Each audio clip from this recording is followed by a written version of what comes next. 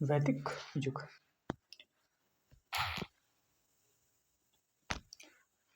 भारतीय उपमहाद्वीप प्रारंभ से ही विभिन्न संस्कृतियों, विचारों और व्यापारिक कथाओं का एक सम्मिश्रण रहा है। यह विशेषता वैदिक काल में भी स्पष्ट रूप से परिलक्षित होती है। वैदिक काल गतिशील परिवर्तनों और नवोन्मेषों का एक युग था, जिसने आधुनिक भारत की जटिल सामाजिक, आर्थिक और सांस्कृतिक संरचना की नींव रखी।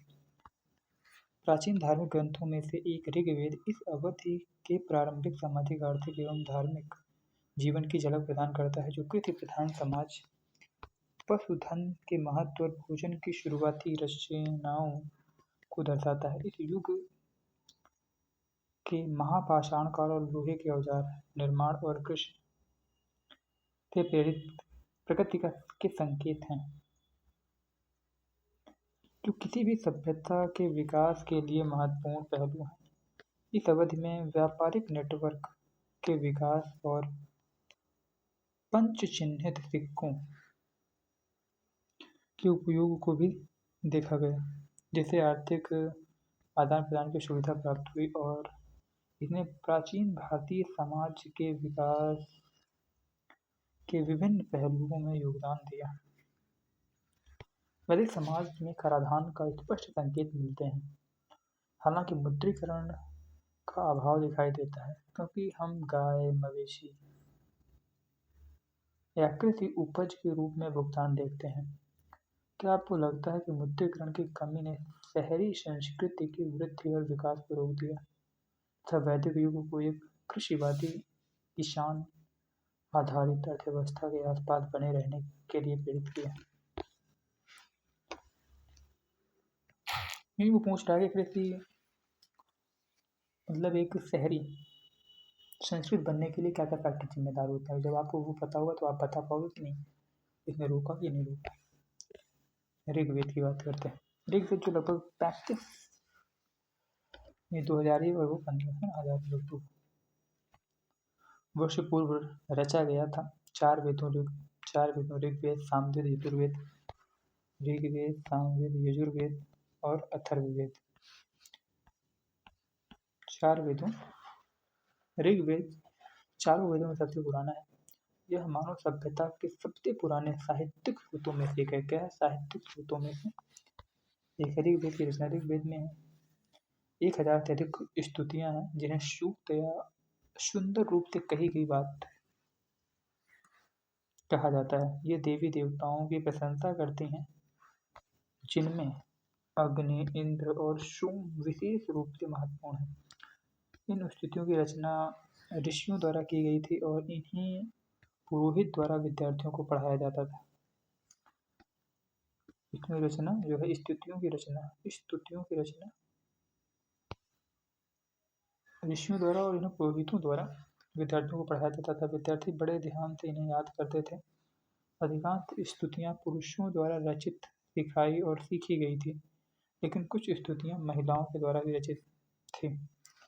ऋग्वेद की भाषा प्राचीन या वैदिक संस्कृत थी, जो आज विद्यालयों में पढ़ाई जाने वाली संस्कृत से अलग थी।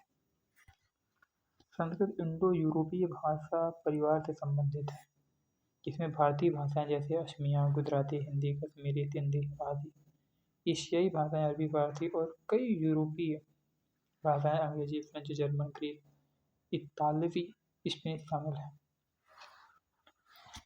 उपमहाद्वीप में अन्य भाषाभाषी परिवार उपमहाद्वीप में अन्य भाषाएं अलग अलग परिवारों से संबंधित। उदाहरण के लिए तिब्बती बर्मा, उत्तर पूर्व भारत, द्रविड़ियन, तमिल, तेलुगु, कन्नड़ और मलयालम को मिलाकर द्रविड़ियन, और ऑस्ट्रो एशियाटिक, झारखंड और मध्य भारत के कुछ हिस्सों में बोली जाने वाली कुछ जनजातीय भाषा को ऑस्ट्रो।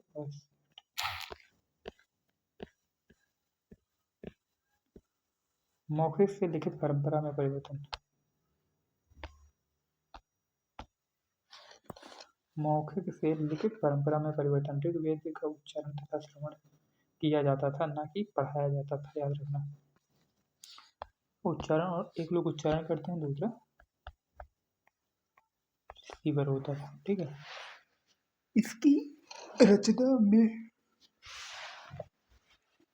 इसकी रचना के कई सदियों बाद पहली बार संकलित किया गया। इसके मुद्रण का कार्य लगभग 200 साल पूर्व हुआ। अभी मुद्रण का कार्य इतिहासकारों द्वारा ऋग्वेद का अध्ययन। इतिहासकार और पुरातत्ववेत्ता अतीत के बारे में जानने के लिए भौतिक अवशेषों और लिखित स्रोतों की जांच करते हैं। ऋग्वेद के कुछ सूक्त वार्तालाप के रूप में हैं, जिनमें से कुछ संवाद हैं। देवी के रूप में पूजी जाने वाली व्यास और सतलज नदियों व ऋषि विश्वामित्र के बीच संवाद इसका एक उदाहरण है। व्यास, सतलज। ऋग्वेद के कुछ सूक्त वार्तालाप के रूप में है, इसमें ये है। ऋग्वेद की पांडुलिपि का एक पृष्ठभूर्ज वृक्ष की छाल पर लिखी यह पांडुलिपि कश्मीर में पाई गई है। लगभग 150 वर्ष पहले ऋग्वेद को सबसे पहली बार छापने के लिए इसका उपयोग किया गया था। इसी पांडुलिपि को देखकर अंग्रेजी अनुवाद किया तैयार हुआ। यह पांडुलिपि पुणे, महाराष्ट्र के एक पुस्तकालय में सुरक्षित है।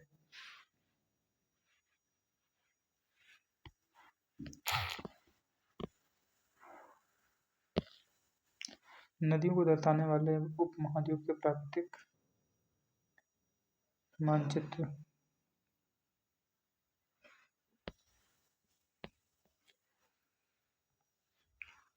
काबुल नदी, सुलेमान,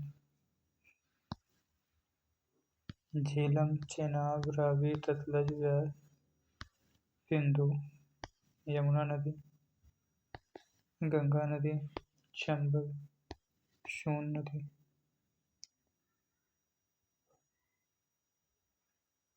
विंध्य की पहाड़ियाँ, ये ताप्ती नदी, नर्मदा नदी,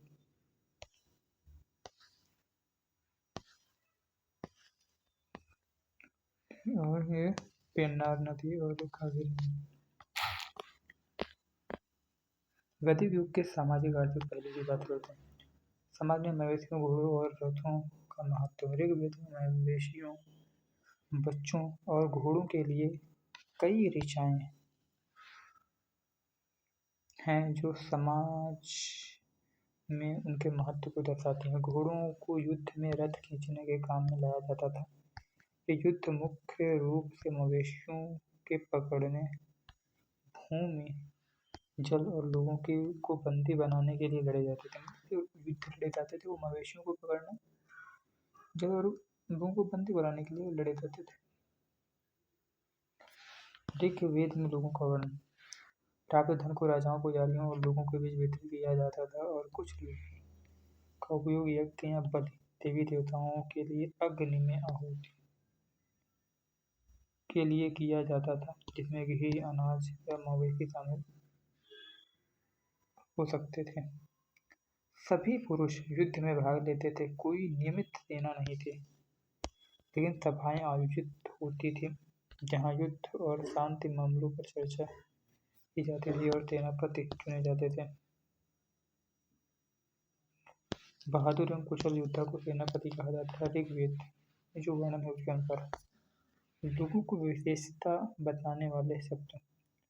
ऋग्वेद में लोगों का वर्गीकरण काल के आधार पर भाषा, निवास स्थान, परिवार, समुदाय और सांस्कृतिक प्रथाओं के संदर्भ में किया गया है।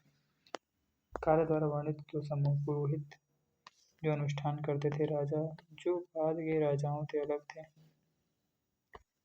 क्योंकि उनके पास कोई राजधानी, महल, सेनाएं नहीं थी, न ही वे कर वसूलते थे, और इनके पुत्र स्वतः पिता के उत्तराधिकारी नहीं होते थे। समग्र रूप से समुदाय को दो शब्दों द्वारा वर्णित किया जाता था: जन और विष, जिसके कारण पूर्व जन या विष, भरत जन या विष, यदु जन या आदि जैसे संदर्भ उभर कर सामने आए।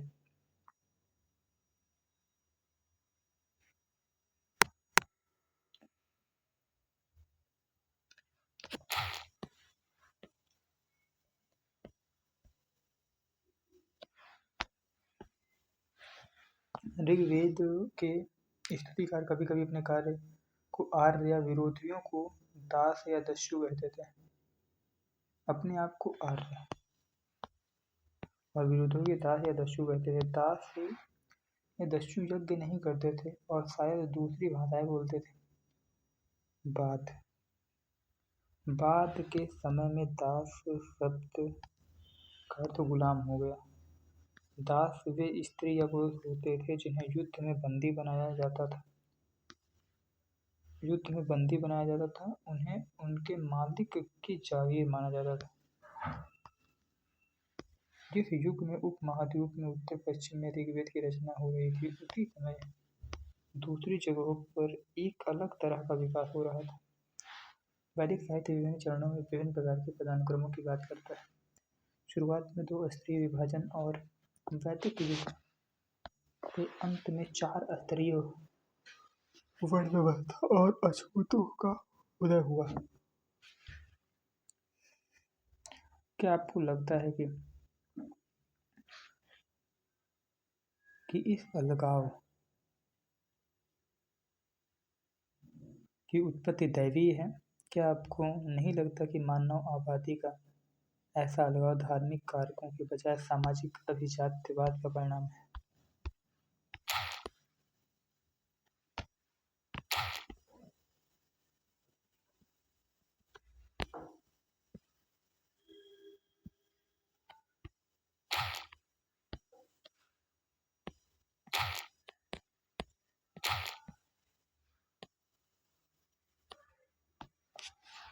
प्राचीन भारत में महापाषाण के रहस्यों को उजागर करना। प्राचीन भारत के अन्य भागों में वैदिक काल के दौरान प्रथाओं और संस्कृतियों पर प्रकाश डालने के लिए महापाषाण जैसे पुरातात्विक साक्ष्यों की खोज आवश्यक है। खामोश प्रहरी कहानी महापाषाणों की। महापाषाण पत्थर के बड़े बड़े शिलाखंड हैं जिन्हें लोगों द्वारा दफन स्थलों को चिन्हित करने के लिए व्यवस्थित किया जाता था।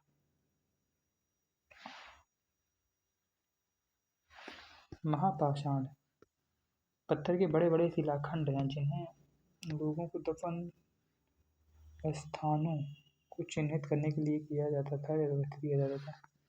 यह प्रथा लगभग 3000 वर्ष पूर्व शुरू हुई थी और दक्कन, दक्षिणी भारत, उत्तर पूर्व और कश्मीर में प्रचलित थी। कुछ महापाषाण जमीन के ऊपर दिख जाते हैं तथा कुछ महापाषाण जमीन के भीतर। भूमिगत स्थलों की पहचान कभी-कभी पत्थरों के एक गोलाकार या एक अकेले खड़े विशाल पत्थर से की जा सकती थी। इस तरह के महापाषाण को ताबूत शवाधान कहा जाता है। यहाँ दिखाए गए शिस्ट में एक पोर्ट होल है जो शायद पत्थरों से बने हुए कमरे में जाने का रास्ता था। महापाषाण का निर्माण। उपयुक्त पत्थर ढूंढना, शिलाखंडों को ढोकर लाना, बड़े पत्थरों को तराशना और मृतकों को दफनाना। इन कब्रगाहों की सामान्य विशेषताओं में विशिष्ट काले और लाल बर्तन, लौह के औजार एवं हथियार, घोड़े के कंकाल और सामान तथा और सोने के आभूषण शामिल हैं।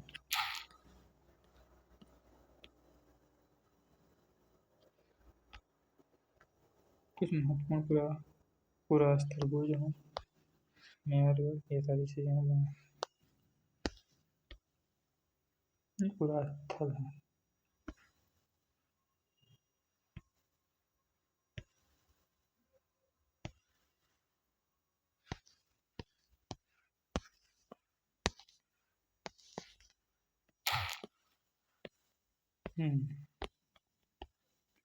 वहाँ पर डिलीट कर दिए गए थे ना। पूरा पाषाणकालीन पुरास्थल। केवल इसमें 3 कुनूल गुफाएं हैं मुंशी है और भीमबेटका PHK। ये नवपाषाण पुरास्थल में बहुत सारे हैं। पैरवनपल्ली है, उल्लूर है, चिरांद है, दाऊजाली है, कूली, डीवा है, महागरा है और न्यारी है। इन 9 पाषाण पुरास्थल हैं। महापाषाण पुरास्थल में आदिचनलूर है, ब्रह्मगिरी है, बस 2 ही हैं। आरंभिक गांव में इनाम गांव और आरंभिक गांव में इनाम गांव। आधुनिक नगर कोलकाता, मुंबई। ये है महत्वपूर्ण प्राकृतिक स्थल, यही महाभारत है।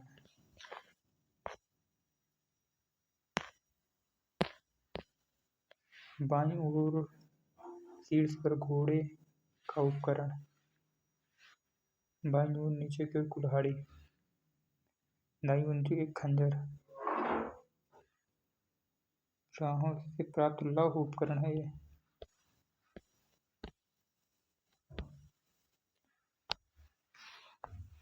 सामाजिक असमानताओं के बारे में पता लगाना। पुरातत्वविदों का मानना है कि कंकाल के साथ मिली वस्तुएं संभवतः मृतक की होंगी। कब्रों में पाई गई वस्तुओं की संख्या और मूल्य में भिन्नता सामाजिक अंतर का संकेत देती है। उदाहरण के लिए ब्रह्मगिरी में एक व्यक्ति के कब्र में 33 सोने के मनके और एक शंख पाए गए हैं। दूसरे कंकालों के पास सिर्फ कुछ मिट्टी के बर्तन ही पाए गए। यह दफनाए गए लोगों की सामाजिक स्थिति में भिन्नता को दर्शाता है। कुछ लोग अमीर थे, कुछ लोग गरीब, कुछ लोग सरदार थे, कुछ अनुयायी थे। विशिष्ट परिवारों की कब्रगाहों का अध्ययन। कुछ महापाषाणों में कई कंकाल मिले। इससे पता चलता है कि संभवतः एक ही परिवार के लोगों को एक ही साथ एक ही स्थान पर लेकिन अलग अलग समय पर दफनाया गया। बाद में मरने वाले लोगों को पोर्ट होल के रास्ते कब्रों में लाकर दफनाया जाता था। ऐसे स्थान पर गोलाकार लगाए गए पत्थर या चट्टान चिन्हों का काम करते थे, जहाँ लोग आवश्यकतानुसार शव को दफनाने दोबारा आ सकते थे। इनाम गांव के रहस्य, जीवन, मृत्यु और व्यवसाय। इनाम गांव एक कौन सा स्थल है? इनाम गांव एक नवपाषाण पुरास्थल है। पर में इनाम गांव ये इनाम गांव एक आरंभिक गांव है। बस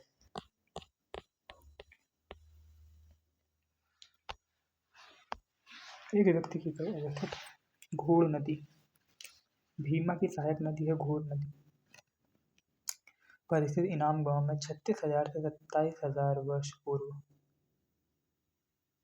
3600 से 2700 वर्ष पूर्व लोग रहते थे। अवस्थित इसमें दिखाई गई है। दफनाने की प्रथाएं। यहाँ वयस्क लोगों को प्रायः गड्ढे में सीधा लिटा कर दफनाया जाता था। उनका सिर उत्तर की ओर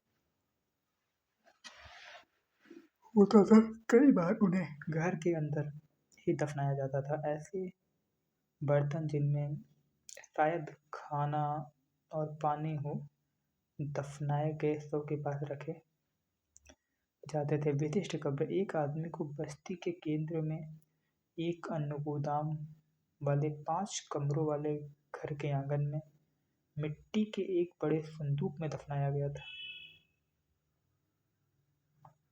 शव में पैर मुड़े हुए थे। शव के पैर मुड़े हुए थे। यह शव संभवतः किसी मुखिया या उच्च पद वाले व्यक्ति का हो सकता है। लिंग का निर्धारण। कंकाल का लिंग कभी कभी उसके साथ मौजूद वस्तुओं से पता लगाया जाता है, लेकिन एक बेहतर तरीका हड्डी की संरचना विशेषकर जांच करना है। चरक संहिता।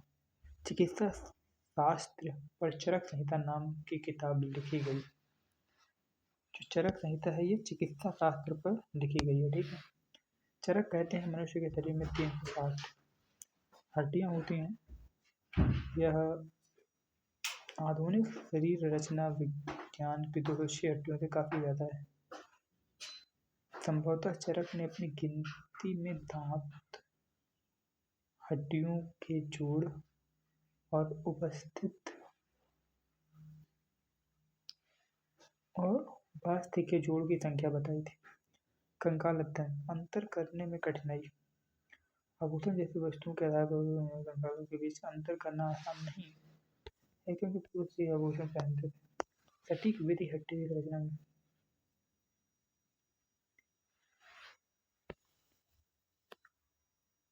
करने के कारण बड़ी होती है।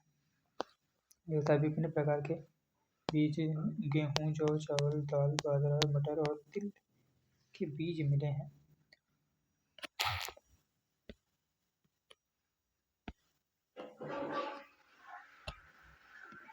पशु आखेर विभिन्न पशुओं की हड्डी, जिनमें से कई पर कटे हुए निशान हैं, जो भोजन के रूप में उपयोग का संकेत देते हैं। पशुओं में गाय, बैल, मेंढा तथा सुअर, सांभर, राया मृग, कृष्ण मृग, कहरा नेवला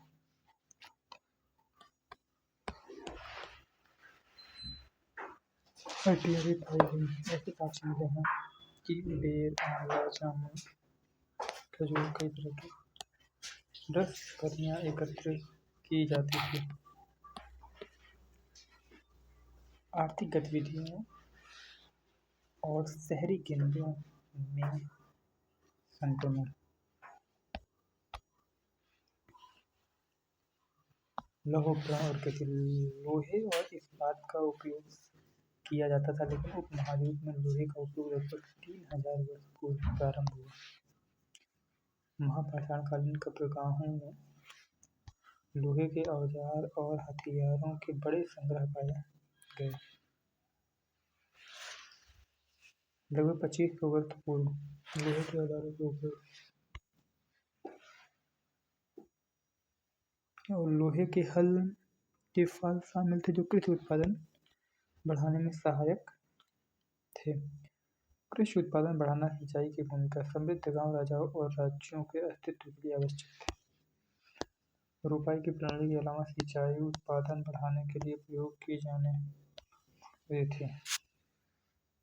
रोपण पद्धति से उत्पादन तो बढ़ता ही बढ़ता है, लेकिन साथ ही साथ सिंचाई एक बहुत ही महत्वपूर्ण फैक्टर है कृषि में उत्पादन को बढ़ाने के लिए। सिंचाई कार्यों में नहरों, कुओं, टैंकों और कृत्रिम जलाशयों का निर्माण शामिल था। ग्रामीणों और उनकी भूमिकाएं। उपमहाद्वीप के दक्षिणी और उत्तरी दोनों हिस्सों के गांवों में कम से कम 3 अलग-अलग श्रेणियों के लोग शामिल थे।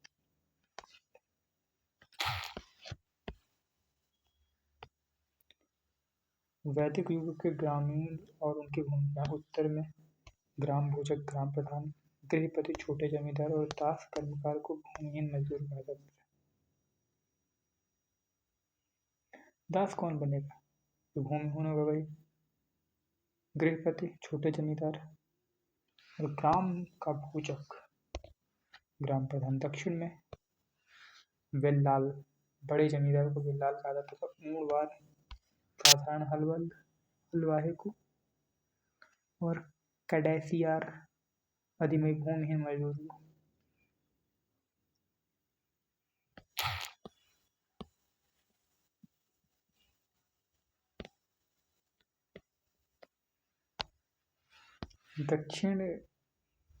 देश के दक्षिण भाग के बड़े भूस्वामियों को वेल्लार कहा जाता था। साधारण हलवाहों को ऊंड़वार के नाम से जाना जाता था। भूमिहीन मजदूर दास, कैडसियार और अधिमई कहलाते थे। देश के उत्तरी भाग में ग्राम प्रधान को ग्राम भोजक कहा जाता था। आमतौर पर वंशानुगत होता था और पीढ़ियों तक एक ही परिवार के लोग इस पद पर बने रहते थे। ग्राम भोजक के पद पर आमतौर पर गांव का सबसे बड़ा भूस्वामी होता था, जो कृषि के लिए दासों और भाड़े के श्रमिकों को नियुक्त करता था। राजा अक्सर कर एकत्र करने के लिए ग्राम भोजक का उपयोग करते थे, तथा वे न्यायाधीश और कभी-कभी पुलिसकर्मी के रूप में भी कार्य करते थे। अन्य स्वतंत्र किसान, जिन्हें गृहपति के नाम से जाना जाता था, आमतौर पर छोटे जमींदार होते थे। दास कर्मकार के नाम से जाने जाने वाले पुरुष या महिलाओं के पास जमीन नहीं थी। सभी दूसरों के स्वामित्व वाले खेतों पर काम करते थे। अधिकांश गांव में लोहार, कुम्हार, बढ़ई तथा बुनकर शिल्पकार भी होते थे।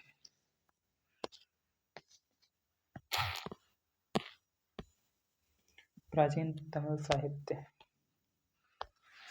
तमिल में कुछ शुरुआती रचनाएं जिन्हें संगम साहित्य के नाम से जाना जाता है लगभग 2300 वर्ष पूर्व लिखी गई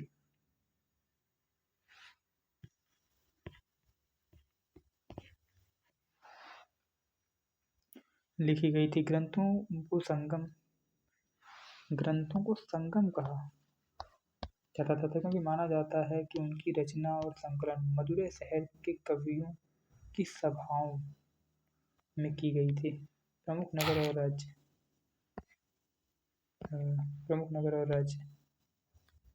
आंतरिक राज्य, बाहरी राज्य और आर्यावर्त।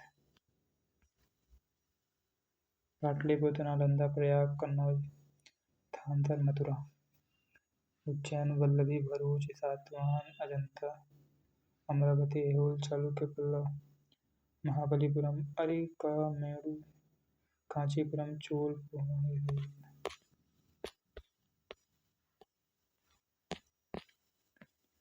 प्राचीन भारत के सिक्के और विनिमय। विनिमय मतलब होता है एक्सचेंज करना। आप किसी भी वस्तु का अदला बदला करके आजीविका का निर्वाह करते हैं। पुरातत्वविदों को इस युग के हजारों सिक्के मिले हैं, जिनमें से सर्वाधिक प्राचीन सिक्के लगभग 500 वर्षों तक प्रयोग किए जाने वाले आहत सिक्के थे। आहत सिक्के किसे बोलते हैं? आहत सिक्के आमतौर पर आयताकार, कभी कभी आयताकार या गोल होते थे। ये धातु की चादरों को काटकर या चपटी धातु की गोलिकाओं से बनाए जाते थे। इन सिक्कों पर कुछ लिखा हुआ नहीं था, बल्कि इन पर कुछ चिन्ह छपे थे। चिन्ह ठप्पे से बनाए जाते थे, इसलिए ये आहत सिक्के कहलाते थे। ये सिक्के उपमहाद्वीप के अधिकांश हिस्सों में पाए गए और अधिकांश शताब्दी ईस्वी तक प्रचलन में रहे। विनिमय के अन्य साधन। संगम साहित्य की एक छोटी कविता में नमक के बदले सफेद धान के आदान प्रदान का वर्णन किया गया है, जो समुद्र तट पर प्रचुर मात्रा में उत्पादित होने वाली वस्तु है।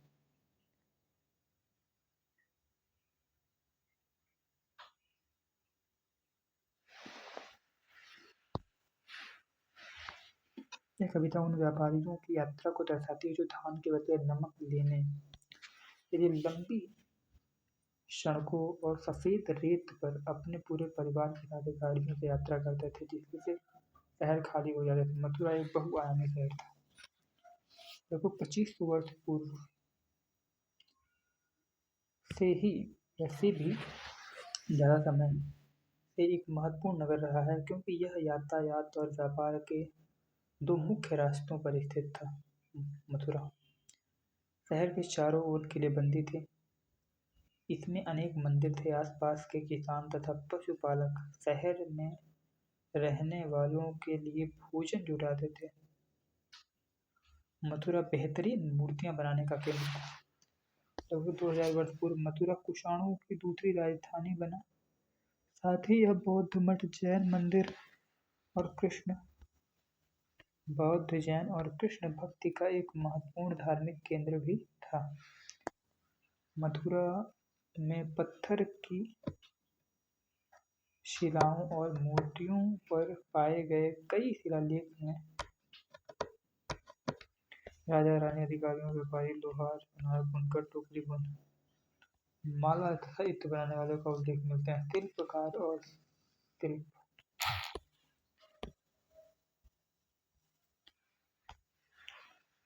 विभिन्न पुरास्थलों से शिल्पों के नमूने मिले हैं। इनमें मिट्टी के बहुत ही पतले और सुंदर बर्तन मिले हैं।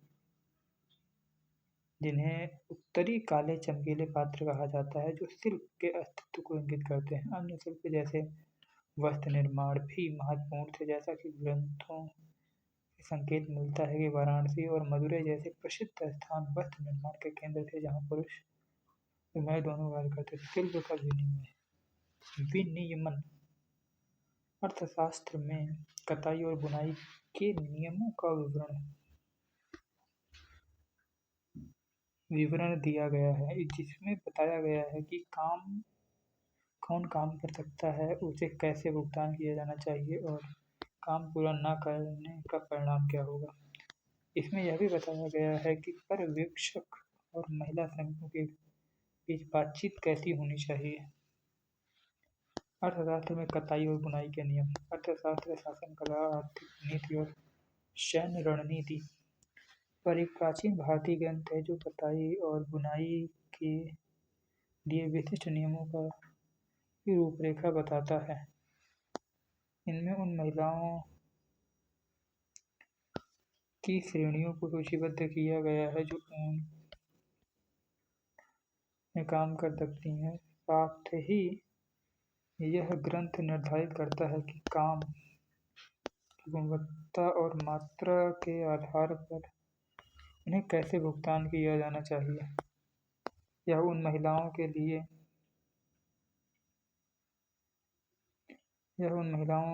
लिए कार्य प्रणाली को भी रेखांकित करता है, जिन्हें अपने घरों को छोड़ने के लिए अनुमति नहीं थी। यह मजदूरी प्राप्त करने की प्रक्रिया और अधीक्षक द्वारा काम पूरा नहीं करने की या अनुचित व्यवहार के परिणामों को भी रेखांकित करता है।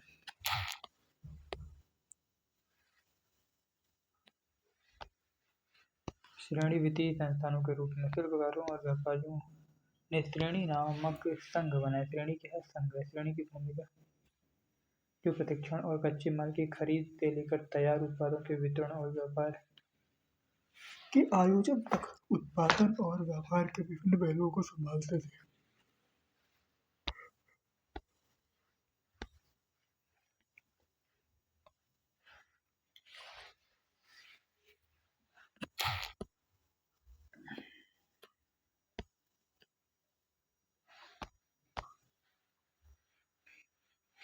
श्रेणी की भूमिका। श्रेणी या शिल्पकारों और व्यापारियों के संघों ने प्राचीन भारत की आर्थिक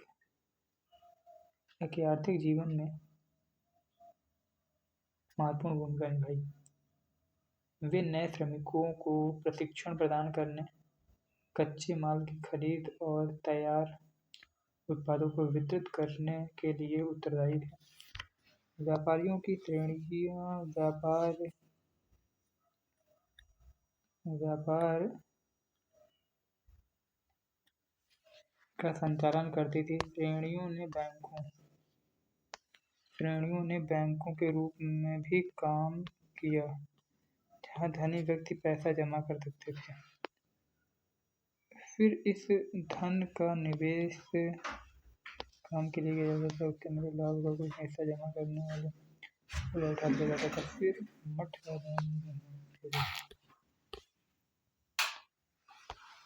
भारतीय उपमहाद्वीप में प्राचीन व्यापारिक केंद्र या सांस्कृतिक आदान प्रदान।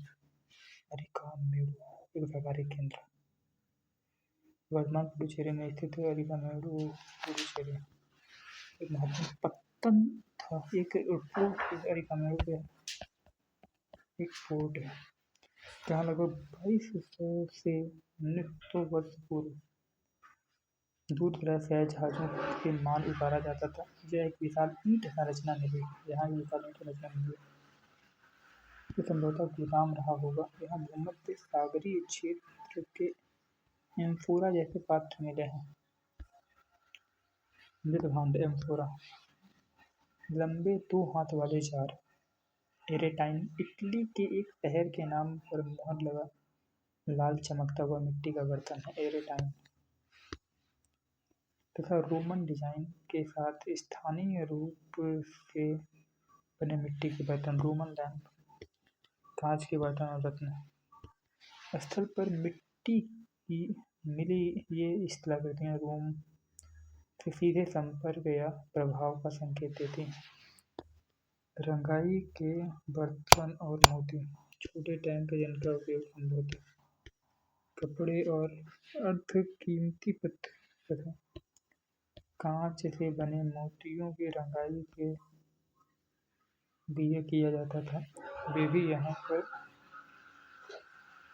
पाए गए हैं।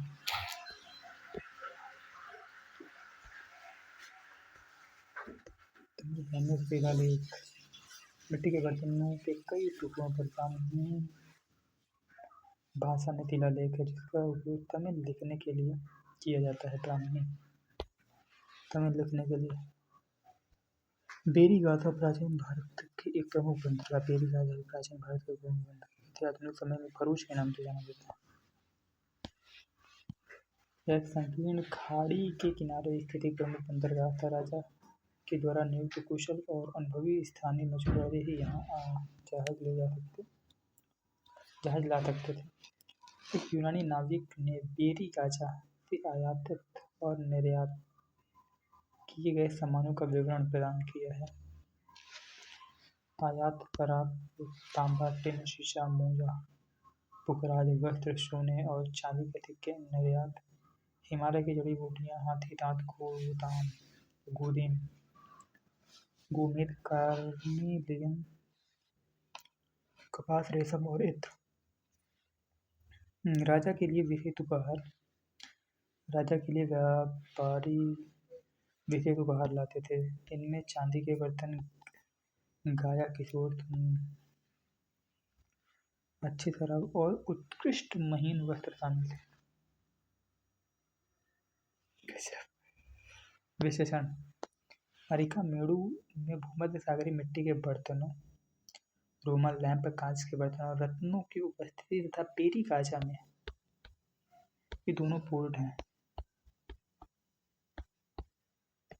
में शराब तथा सोने और चांदी के सिक्कों का आयात रोम और व्यापक भूमध्य सागरीय दुनिया के साथ संपर्क का संकेत देता है। व्यापारी राजा का पक्ष लेने, सुरक्षा सुनिश्चित करने तथा अपनी व्यापारिक गतिविधियों के लिए विशेषाधिकार प्राप्त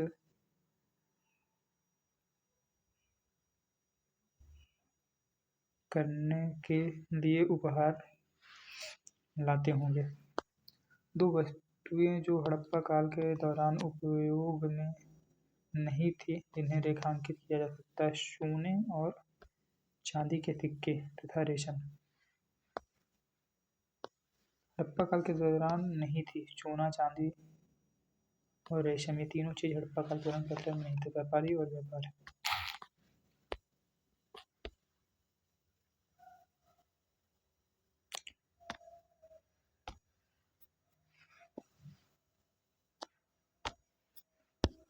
पूरे उपमहाद्वीप में उत्तरी काले पॉलिश पात्र की उपस्थिति व्यापक व्यापार नेटवर्क का संकेत देती है। व्यापारियों ने इन मिट्टी के बर्तनों की वस्तुओं की बिक्री के लिए उत्पादन केंद्रों से विभिन्न क्षेत्रों में पहुंचाया होगा। दक्षिण भारत अपने सोना, गोल्ड, मसालों प्रसिद्ध था। रोमन साम्राज्य में काली मिर्च की उच्च मांग के कारण काला सोना उपनाम मिला। व्यापारी इन मूल्यवान वस्तुओं को समुद्री और जमीनी मार्गों से रोम तक पहुंचाते थे, जिसके परिणामस्वरूप दक्षिण भारत में बड़ी संख्या में रोमन सोने के सिक्के पाए गए।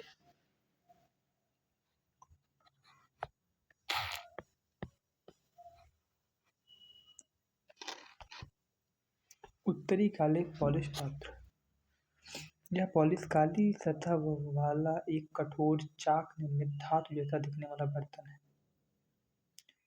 इसे भट्ठी में मिट्टी के बर्तनों को बहुत उच्च तापमान पर रखकर बनाया जाता है, जिसके परिणामस्वरूप इसकी बाहरी सतह काली हो जाती है और फिर एक महीन काली लेप भी लगाई जाती है जो मिट्टी के बर्तनों को शीशे जैसी चमक देती है। इस प्रकार के मिट्टी के बर्तन आमतौर पर उपमहाद्वीप के उत्तरी भाग में पाए जाते हैं। एनबीडब्ल्यू एनबीपीडब्ल्यू जो है ये उत्तरी में पाया जाता है। सामान्य उनके उपयोग है ना, काली मिर्च मसाला और परिरक्षक के रूप में, प्रिजर्वेटिव के रूप में, रत्न और सोना, आभूषण, मुद्रा और स्थिर प्रतीक, चंदन, सुगंध, नक्काशी, औषधीय प्रयोजन, मोती और मूंगा, आभूषण और सजावट, फसलें, भोजन, व्यापार, खाद्य पदार्थ, उपभोग और व्यापार, मृदभांड, भंडारण, खाना पकाना, व्यापार करना, समुद्री मार्ग और मानसून। व्यापारी विभिन्न समुद्री मार्गों का उपयोग करते थे। कुछ तटों के साथ और कुछ अरब सागर और कुछ बंगाल की खाड़ी के पार समुद्री मार्गों का उपयोग करते थे। उन्होंने अपनी समुद्री यात्रा तेज करने के लिए मानसूनी हवाओं का भी लाभ उठाया। उदाहरण के लिए पूर्वी अफ्रीका या अरब से उपमहाद्वीप के पश्चिमी तट पर आने वाले नाविक दक्षिण पश्चिम मानसूनी हवाओं का उपयोग करते थे। इन लंबी यात्राओं के लिए मजबूत जहाजों का निर्माण आवश्यक था। व्यापार संबंधी एक कविता। संगम साहित्य प्राचीन तमिल कविताओं का एक संग्रह। कविता उस समय की व्यापारिक गतिविधियों के बारे में जानकारी प्रदान करता है। यह कविता पूर्वी तट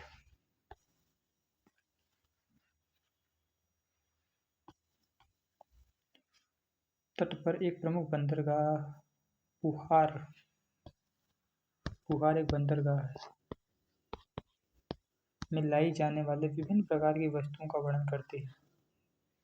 यहाँ लाए गए हैं जहाजों में समुद्र के रास्ते तेज थे, घोड़े, गाड़ियों में काले कागज की गांठें, हिमालय में पैदा हुए रत्न और सोना, पश्चिमी पहाड़ियों में पैदा हुए चंदन, दक्षिणी समुद्रों के मोती और पश्चिमी महासागरों से मूंगा, गंगा की उपज और कावेरी की फसलें, श्रीलंका के खाद्य पदार्थ, म्यांमार से मिट्टी के बर्तन और अन्य दुर्लभ और मूल्यवान आयात।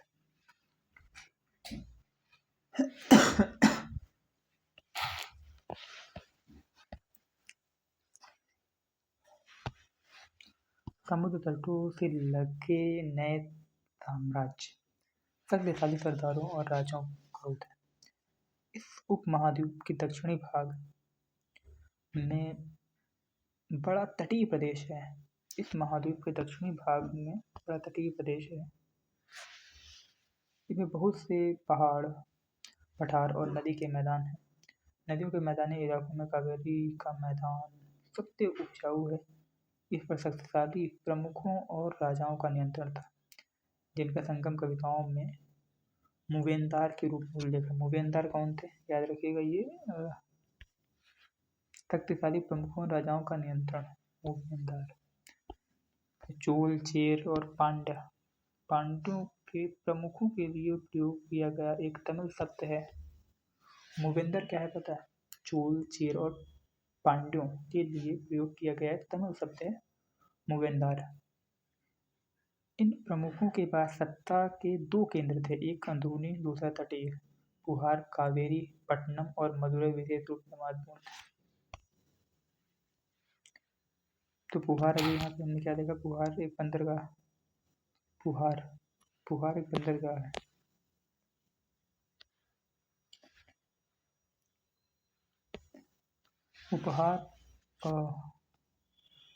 उपहार और शुल्क प्रणाली, ये मुखिया नियमित कर एकत्र नहीं करते थे। बल्कि लोगों से उपहार प्राप्त करते थे। पड़ोसी क्षेत्रों में शुल्क एकत्र करते थे और परिवार, सैनिकों और कवियों सहित अपने समर्थकों के बीच धन वितरित करते थे। बदले में कवियों ने कवियों ने प्रमुखों की प्रशंसा की कविताएं लिखी और उन्हें बहुमूल्य उपहारों से पुरस्कृत किया गया। सातवाहनों का तटों पर नियंत्रण। लगभग 200 वर्ष पश्चात सातवाहनों का पश्चिमी भारत पर प्रभाव बढ़ा। सातवाहनों का गौतमीपुत्र सातकर्णी एक महत्वपूर्ण शासक था जो तटों को नियंत्रित करना चाहता था। वे संभवतः व्यापार को विनियमित करना, कर एकत्र करना और संभावित आक्रमणों से क्षेत्र की रक्षा करना चाहता था। रेशम मार्ग और कुषाण। रेशम मार्ग का महत्व। रेशम मार्ग पूर्व और पश्चिम को जोड़ने वाले व्यापार मार्ग का एक नेटवर्क है।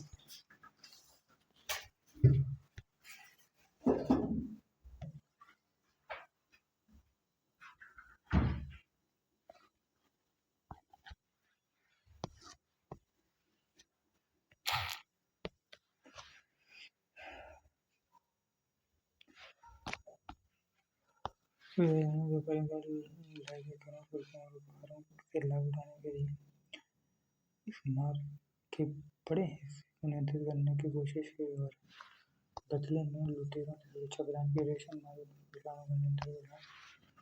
हर वर्ष पूर्व, मध्य एशिया और उत्तर पश्चिमी भारत पर शासन किया था। रेशम मार्ग को नियंत्रित करने वाले सबसे प्रसिद्ध शासक थे।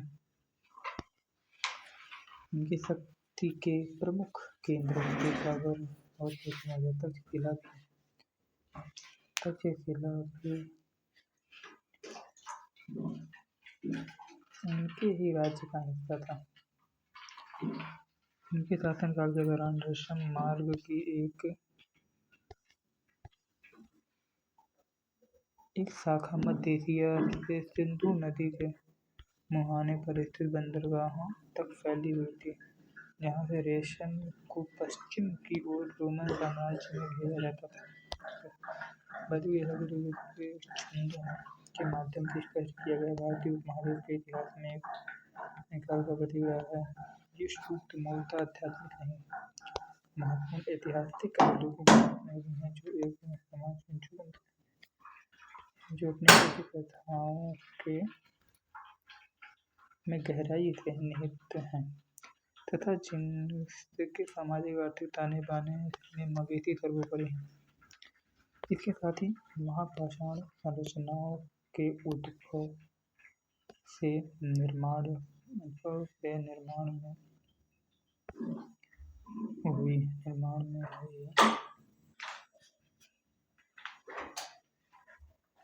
प्रगति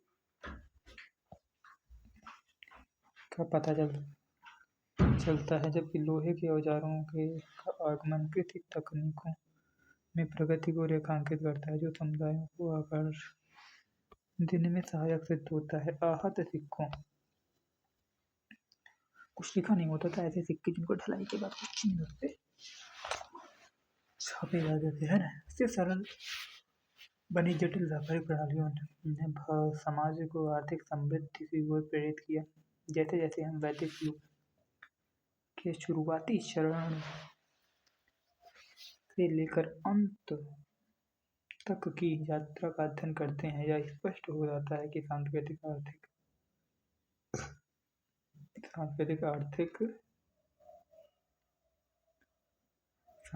आर्थिक और तकनीकी तत्व कितनी गहराई से एक दूसरे से जुड़े हुए थे एवं पुरानी सभ्यता का मार्ग प्रशस्त करते थे। महत्वपूर्ण शब्दावलियाँ। मूवेंदर जो शक्तिशाली राजा महाराजाओं को लिखता मतलब थे। आहत सिक्के धातु की चादरों या चपटी धातु की गोलिकाओं से बने शुरुआती सिक्के, जिन पर धाई या पंच का उपयोग करके प्रतीकों की मुहर लगाई जाती थी। मथुरा तो प्रमुख यात्रा और व्यापार मार्गों के चौराहे पर स्थित एक प्राचीन शहर जो अपनी बेहतरीन मूर्तिकला, धार्मिक केंद्रों और कुषाणों की दूसरी राजधानी के रूप में जाना गया। दूसरी राजधानी चमकदार काली सतह वाले एक प्रकार के मिट्टी के बर्तन जो उपमहाद्वीप के उत्तरी भाग में पाए जाते हैं। अर्थशास्त्र शासन कला आर्थिक नीति और सैन्य रणनीति पर एक प्राचीन भारतीय ग्रंथ श्रेणी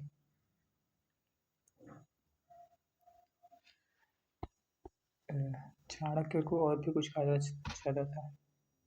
विष्णुगुप्त श्रेणी शिल्पकारों और व्यापारियों का संघ जो प्रतिक्षण कच्चे माल के खरीद तैयार उत्पादों को वितरित करने व्यापार को व्यवस्थित करने और बैंक के रूप में अपनी सेवाएं देता था।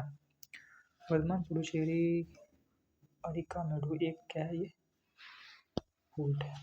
महत्वपूर्ण पत्तन जो भूमध्य सागरीय क्षेत्र तथा रोम के साथ संधि के लिए जाना जाता है। डेरी गादा भरूच संकीर्ण खाड़ी के किनारे के स्थित प्रमुख बंदरगाह है। डेरी गादा भी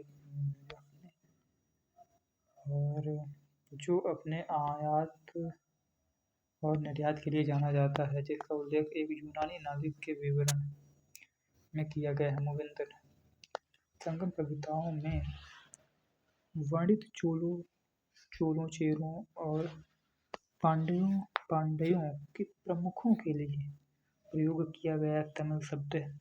रेशम मार्ग पूर्व और पश्चिम को जोड़ने वाले व्यापार मार्गों का एक नेटवर्क जिस पर कुषाणों ने अपने शासन के दौरान आंशिक रूप से नियंत्रण किया था। कुषाण एक